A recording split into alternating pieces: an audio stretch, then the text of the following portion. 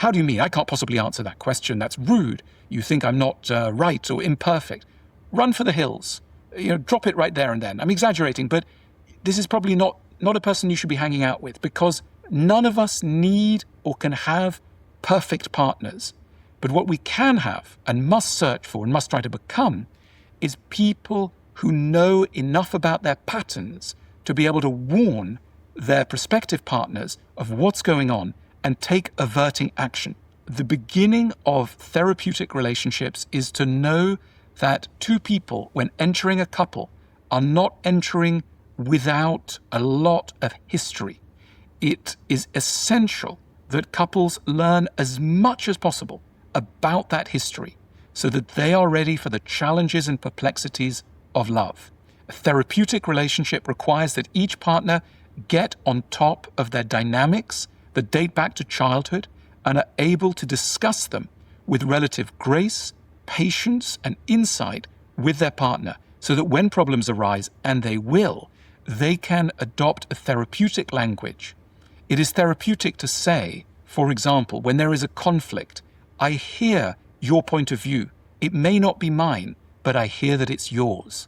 It is not therapeutic to say, you're wrong, you're an idiot, and you're just like your mother, or indeed like your father. This is not therapeutic. I'm kidding, but I'm making a very serious point indeed. We do not tend to talk to each other in therapeutically informed language. We shout, we scream, we blame, we shapeshift, we don't take responsibility. We do all sorts of things that doom us in relationships. And then we stand back and we say we're surprised. We are a society that is obsessed with finding the right person without pausing to think, how do I become the right person? How do I work on myself? Understanding that cannot be done simply, and this is paradoxical, by being on your own. This is another unbelievable mystery. You can't understand yourself just by being with yourself. You need other people. Why is that? It's like, why do you need a mirror to see the back of your head? Because we don't have eyes there.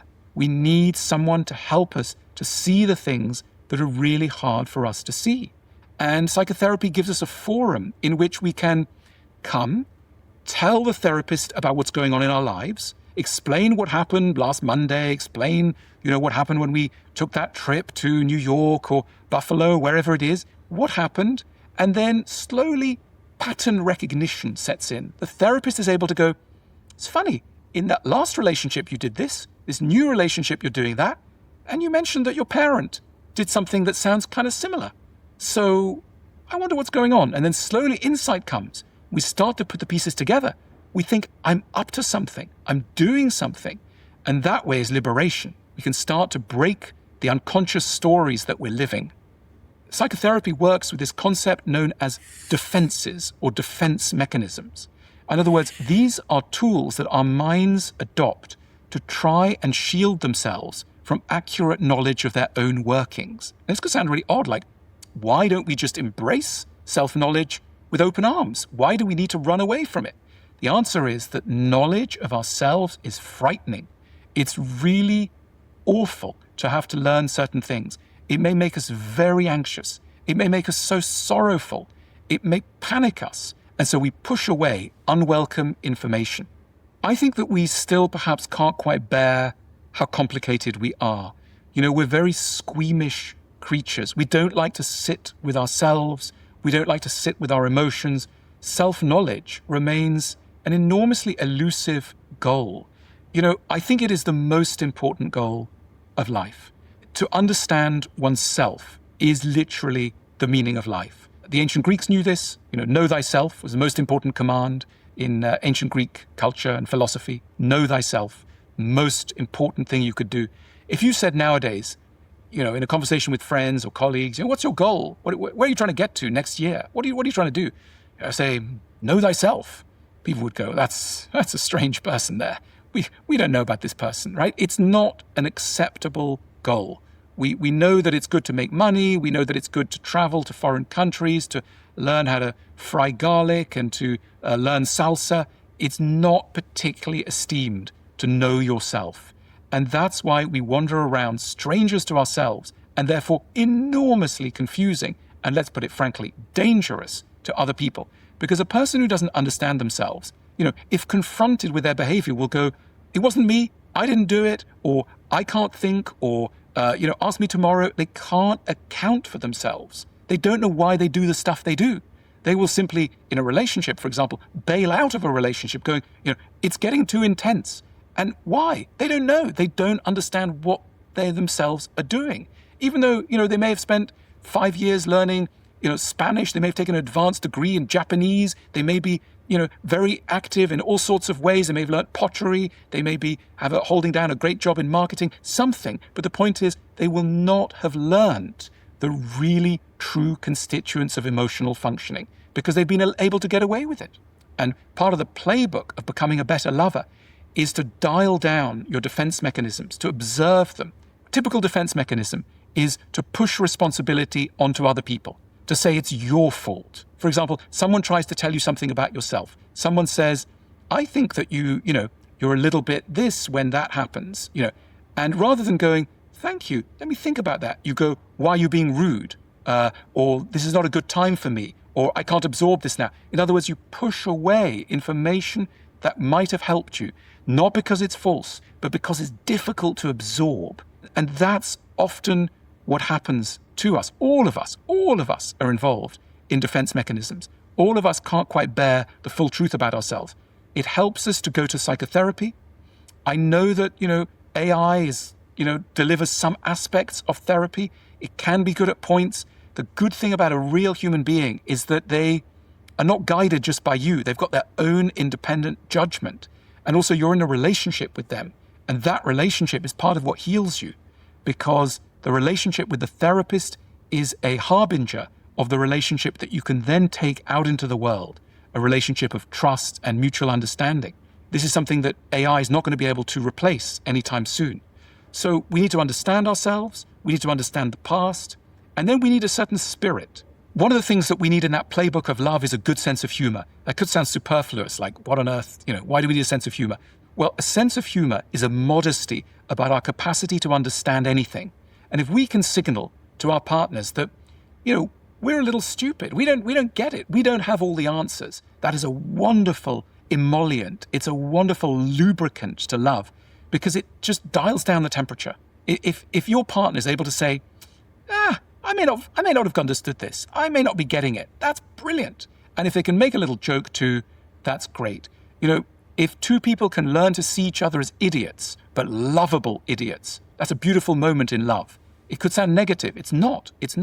It's the most generous thing you can do. We are two blind people helping each other to find a way forward. If that's the spirit in which we can enter love, that is a spirit of generosity, a spirit of mutual forgiveness. Too often we get on our high horses. This is the way it is. I know the answer. This is what I think.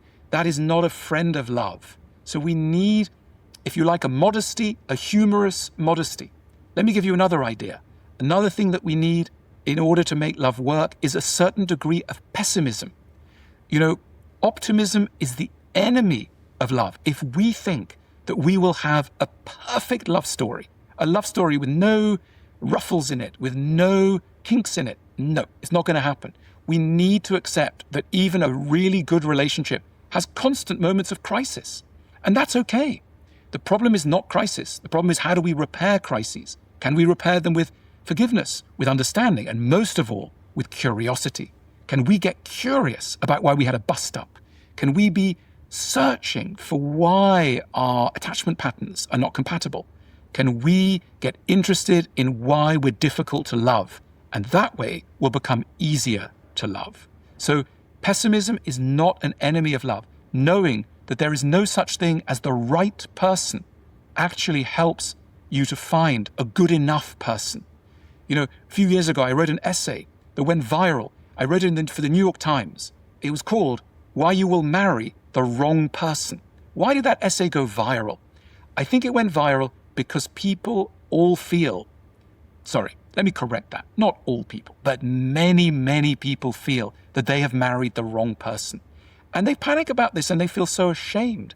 So here's an essay in the New York Times that says, we're all going to marry the wrong person. And you know what? It's okay. You don't need to marry the right person. You need to marry a good enough person.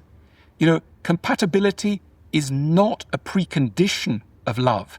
Compatibility is the fruit of love. If we get together with someone and we find that there are differences, right? They have one kind of attachment style, we have another. They like golf, we like tennis. They like the curtains to be green, we like the curtains to be yellow, whatever it is. Too often, in modern romantic dating culture, the answer is get out. Just get out. Find someone else. Find someone better. And that's why all the technological tools are all about putting new people in front of you. Of course, sometimes you need to find new people. But as much as finding new people, what you need to do is to learn to live with the people who are in front of you, with the people that you found. Many of us have already found a good enough partner, and yet we throw them in the bin because we are taught by romantic culture that we can always find a perfect person with whom it will click immediately. And this is such a destructive idea.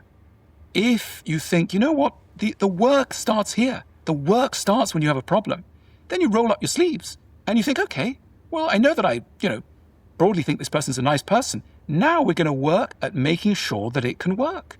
And so we're going to talk and we're going to take this problem apart. We're going to become like engineers who've got a malfunctioning machine. We're going to sort it out. This sounds unromantic, doesn't it? Imagine saying, in order to make my relationship work, every evening I've talked for an hour in really patient ways. You think, oh my God, go to Vegas, find someone easier. Well, good luck to you. Maybe you'll find that person. But for some of us, especially some of us who've come through difficult relationships in our past, we may need to go and do that kind of excavation. Maybe that's fine. I think that a good enough person is someone who will engage with the business of working towards compatibility, that they won't assume that you are wrong just because there are problems. They will know how to repair crises. They will know how to be curious. They will know how to listen. They will know how to be patient. That is compatible.